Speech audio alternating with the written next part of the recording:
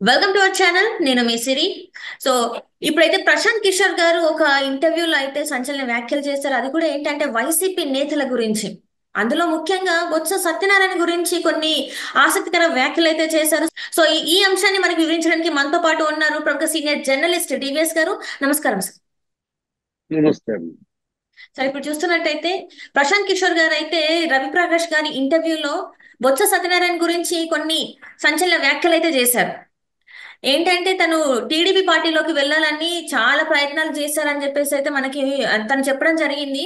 So సొంత party అంటే బొత్స సత్యనారాయణ గారు ఎక్కడ ఉంటే ఆ పార్టీలో వాళ్ళని మోసం చేయడంలో ఫస్ట్ ఉంటారని కూడా తను చెప్పడం జరిగింది. సో దీని మీద మీ మీ స్పందన సార్.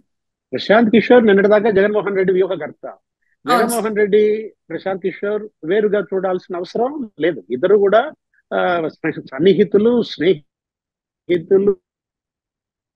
ప్రశాంత్ కిషోర్ లో జగన్మోహన్ రెడ్డి, భారతి మేడం వెళ్తారు.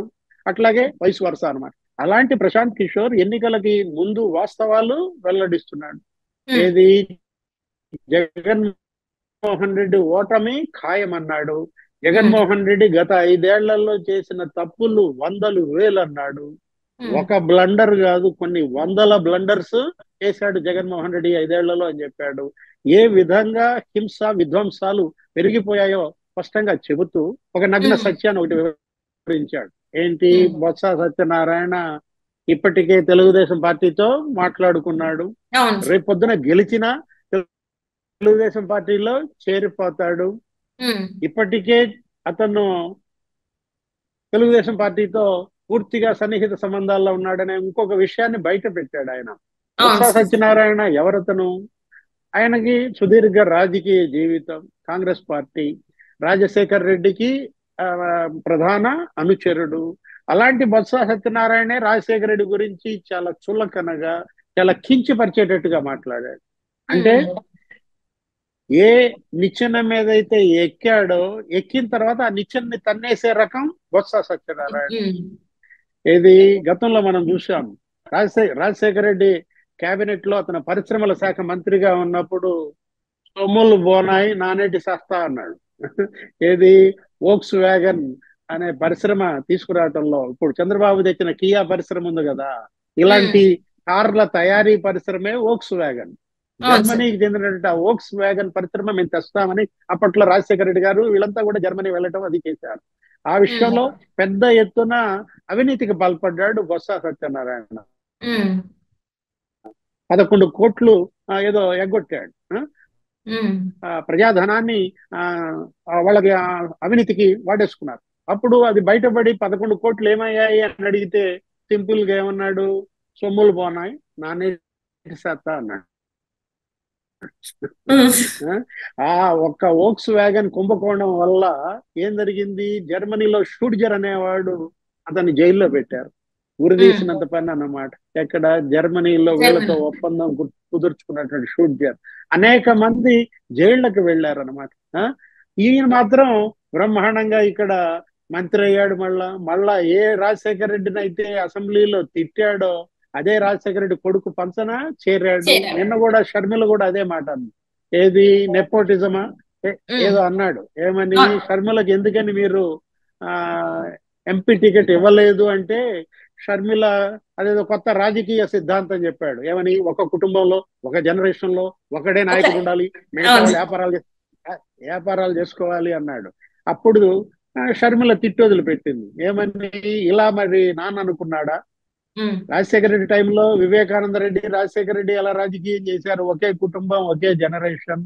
ఇప్పుడు నువ్వున్నావు, నీ మేనమామ మరి కమలాపురం ఎమ్మెల్యే ఎవరు, రవీంద్రనాథ్ రెడ్డి, మన చిన్నాన్న సుబ్బారెడ్డి సుబ్బారెడ్డి. టిటిడి చైర్మన్, రాజ్యసభ, విజయమ్మ అమ్మ మన తల్లి, ఆమెను గౌరవాధ్యక్షురాలు చేశావు.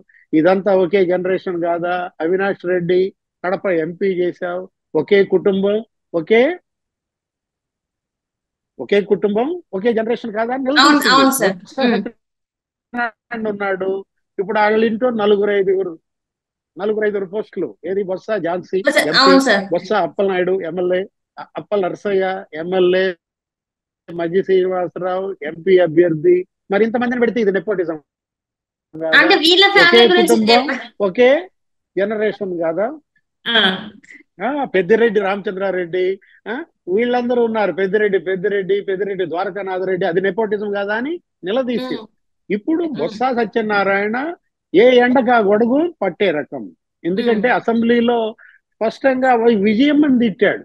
ఎవరు? రాజశేఖర రెడ్డి భార్యను పట్టుకుని, అవును. ఏమ్మా నీ భర్త మందు కొట్టకుండా ఏ రోజన్నా ఉన్నాడా అని కన్నీళ్లు పెట్టుకుందా ఆమె.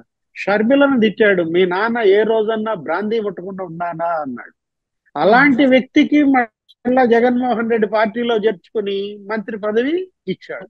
ఇప్పుడు ఆయన అదే బొత్స సత్యనారాయణ జగన్మోహన్ రెడ్డి ఓడిపోతున్నాడని తెలుసుకుని పక్క పార్టీ వైపు వెళ్తుంది. తన్నేస్తున్నాడు. ఉమ్, ఏది? ఆ పార్టీని తన్నేస్తున్నాడు. జగన్మోహన్ రెడ్డి జగన్మోహన్ రెడ్డిని చీకొట్టి తెలుగుదేశంలో చేరిపోయేటట్టున్నాడు. ఇప్పుడు ఉమ్, ఇదే కాదు, రేపు పొద్దున్న తెలుగుదేశం అధికారంలోకి వచ్చి చంద్రబాబు గనక ముఖ్యమంత్రి అయితే వైఎస్ఆర్ కాంగ్రెస్ పార్టీలో ఆ గెలిచే 20 మంది ఎమ్మెల్యేలన్నా ఉంటారా? ఉమ్. ఇవాళ మనం టిఆర్ఎస్ చూసాం. తెలంగాణలో అవును. టిఆర్ఎస్ పరిస్థితి ఏముంది? తెలంగాణలో కాంగ్రెస్ ఎమ్మెల్యేలో ఉన్నారని కేసీఆర్, ఏది ఎంపీలు ఎమ్మెల్యేలు అంతా టిఆర్ఎస్ వాళ్ళంతా బీఆర్ఎస్ వాళ్ళంతా ఇందులో బీజేపీలో కాంగ్రెస్ లో చేరిపోతున్నారు. ఉమ్, రేపు వైఎస్ఆర్ కాంగ్రెస్ పార్టీలో మీరు కనుక 25-30 మంది ఎమ్మెల్యేలు గెలిచినా, ఎంపీలో 3-4 గెలిచినా వాళ్ళు ఆ పార్టీలో ఉండరు. ఉమ్. ఏం చేస్తారు? తెలుగుదేశంలో చేరిపోతారు, లేకపోతే బీజేపీలో చేరిపోతారు, లేదు షర్మిల కాంగ్రెస్ లో చేరిపోతారు చేరిపోతుంది. అన్నమాట. మునిగే పడవలో ఎవరన్నా ఉంటారా? ఇవాళ జగన్మోహన్ రెడ్డి పార్టీ మునిగిపోతాంది. ఈ మునిగే ఉమ్, పడవలో నుంచి దూకేస్తారు. ఈ దూకేసే వాళ్ళల్లో బొత్స సత్యనారాయణ నంబర్ 1. ఏది? ఉమ్. అందరికన్నా ముందు దూకేది బొత్స బొత్స సత్యనారాయణ సత్యనారాయణ. రా, జాగ్రత్త పడండి అని ప్రశాంత్ కిషోరే చెప్పాడు. ఇంకొకటి కూడా ప్రశాంత్ ఇక్కడ కిషోరే చెప్పాడు అన్నమాట. Right sir. ఇంకోటి కూడా ఏంటంటే ప్రశాంత్ కిషోర్ గారు డబ్బులు తీసుకొని టీడీపీకి సహాయం చేస్తున్నారు అని చెప్పేసి బొత్స సత్యనారాయణ అనడం జరిగింది. కాకపోతే అతను ఎన్ని డబ్బులు తీసుకున్నారు ఏంటి అని చెప్పేసి కూడా తను క్వశ్చన్ చేయడం జరిగింది సార్. సో మరి దీన్ని ఎలా చూడాలి? డబ్బులు తీసుకున్నారు అంటే, ఇప్పుడు నువ్వు డబ్బులు తీసుకుని మళ్ళా జగన్మోహన్ రెడ్డి దగ్గర చేరావా? ఉమ్, గతంలో కాంగ్రెస్ పార్టీ అధ్యక్షుడిగా నువ్వు ఉండి, మంత్రిగా కిరణ్ కుమార్ రెడ్డి కేబినెట్ లో ఉండి జగన్మోహన్ రెడ్డిని తిట్టావు, షర్మిలను తిట్టావు, విజయమ్మని తిట్టావు, రాజశేఖర రెడ్డిని తిట్టావు. ఇప్పుడు మళ్ళా జగన్ పార్టీలో చేరావు అంటే ఎంత ఉమ్, ఇచ్చాడని చేరావు? ఒకవేళ నీ వైపు చూపిస్తే 4 ఏళ్లు మన వైపు చూపిస్తాయి. ఉమ్, ప్రశాంత్ కిషోర్ డబ్బులు కమ్ముడుపోయాడంటే ఇప్పుడు విజయమ్మ కూడా డబ్బులు కమ్ముడుపోయిందా? ఉమ్, విజయమ్మ నిన్న వీడియో వదిలింది. ఏమని? అమెరికా నుంచి షర్మిలను గెలిపించండి, ఉమ్. జగన్మోహన్ రెడ్డి పార్టీని ఓడించండి. షర్మిలను గెలిపించండి అంటే అర్థం ఏంటి?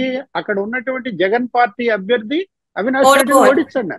అవును సార్. అవినాష్ రెడ్డికి ఓట్లు వేయొద్దు, అవినాష్ రెడ్డికి ఓట్లు వేయొద్దు అని డైరెక్ట్ గా చెప్పకపోవచ్చు. షర్మిలను గెలిపించండి అని విజయం ఇచ్చిందంటే ఇవాళ షర్మిల ఆ గెలుపునే కాదు ఆమె కోరుకుంటోంది, జగన్మోహన్ రెడ్డి ఓటమిని కోరుకుంటోంది, అవినాష్ రెడ్డి ఓటమిని కోరుకుంటోంది, ఉమ్, వైసీపీని ఓడించండి అని ఇండైరెక్ట్ గా పిలిపించింది విజయమ్మ. అంటే ఉమ్, తల్లి విజయమ్మ కూడా చంద్రబాబుకి అమ్ముడు పోయిందా? విజయమ్మ కూడా చదివేది చంద్రబాబు స్క్రిప్టేనా? ఇప్పుడు ఉమ్, షర్మిల అమ్ముడుపోయి, సునీత అమ్ముడుపోయి, ఆ, అంటే నీకు దూరమైన వాళ్ళంతా కూడా అమ్ముడుపోయారు, చంద్రబాబు కొనేశాడు అంటే ఆ, రాజశేఖర రెడ్డి భార్య అమ్ముడుపోద్దా? అదే కదా సార్. రాజశేఖర రెడ్డి కూతురు, వివేకానంద రెడ్డి కూతురు అమ్ముడుపోయేవాళ్ళ. ఉమ్, జగన్మోహన్ రెడ్డి ఒక రకంగా ఈ మాటల ద్వారా అతను ఆ తప్పు మీద తప్పు చేస్తున్నాడు అనమాట. చేస్తున్నారు. బ్లండర్ అదే ఒక బ్లండర్ కాదు, కొన్ని వందల వందల బ్లండర్స్ చేశాడు జగన్మోహన్ రెడ్డి అని ఆ ప్రశాంత్ కిషోర్ అన్నది అందుకే అన్నమాట. ఉమ్. సో ఈసారి ప్రశాంత్ కిషోర్ అంటే లాస్ట్ టైం ఎవరైతే చెప్పారో వైసీపీ పార్టీ అధినేత జగన్మోహన్ రెడ్డి గారు క్లీన్ స్వీప్ చేస్తారని, ఇప్పుడు అదే ప్రశాంత్ కిషోర్ గారు ఈసారి అసలు వైసీపీకి అసలు 50 సీట్లు కూడా కాదు, 20 సీట్లు కూడా వచ్చే అవకాశం లేదని చెప్తున్నారు. మరి రేపు తెలుస్తుందంటారా సార్? రేపు పోలింగ్ లో అంత అర్థమైపోతుందంటారా ఎవరు గెలుస్తారు ఎవరు ఓడిపోతారు అనేది? స్పష్టంగా చెప్పాడు. ఏమని? ఇప్పుడు ఒక తాపీ మేస్త్రి, అతనికి ఉమ్, నెలకి 20,000 వస్తాయి. ఉమ్, అతని పని పోగొట్టి అతనికి స్కీమ్ కింద ఇస్తున్నాను, నీకు స్కీమ్ 6,000 ఇస్తున్నాను అంటే తను హ్యాపీయా అన్నాడు. ఉమ్, ఉమ్, తాపీ మేస్త్రి తన పని తను చేసుకుంటూ ఇటుక పనికి వెళ్ళి అన్నం కట్టుకుంటా, నెలకి 20,000 సంపాదిస్తాడు. నెలకి 20,000 కష్టపడి సంపాదించే తాపీ మేస్త్రి పని పోగొట్టారు. ఉమ్, పని పోగొట్టి ఏదో ఒక స్కీమ్ ఇస్తున్నా, ఆ స్కీమ్ కింద నీకు 6,000 వస్తున్నాయి, ఈ 6,000 తీసుకో అంటే అతను హ్యాపీయా అన్నాడు. ఉమ్, ఇప్పుడు 25,000 పోగొట్టడం ఎంత అన్హ్యాపీ.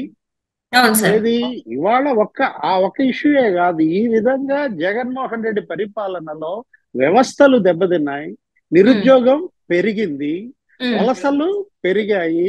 ఆంధ్రప్రదేశ్ గతంలో నంబర్ 1 గా ఉన్నటువంటి ఆంధ్రప్రదేశ్ ఇవాళ అన్ని రంగాల్లో అధోగతి పాలైంది. Right sir. అక్షరాస్యతలో 30వ స్థానానికి చేరింది ఆంధ్రప్రదేశ్. ఉమ్, విదేశీ పెట్టుబడుల ఆకర్షణలో ఇవాళ అట్టడుక్కి పడిపోయింది ఆంధ్రప్రదేశ్. ఆ? ఉమ్, ఇలా వరుసపెట్టి అతని ఫెయిల్యూర్స్ ని చెప్పాడు ప్రశాంత్ కిషోర్. ఉమ్, ప్రశాంత్ కిషోర్ చెప్పింది వాస్తవం. అతనేంటి వైఫల్యాలని చెప్పాడు, ఎక్కడ ఉమ్. తప్పు చేశాడో చెప్పాడు జగన్మోహన్ రెడ్డి. ఇంకా చేతులు గాలేక ఆకులు పట్టుకున్నట్టే. Right sir. Right sir. Thank you so much sir. మీరు మాతో పాటు జూమ్ కాల్ వచ్చినందుకు ధన్యవాదాలు సార్.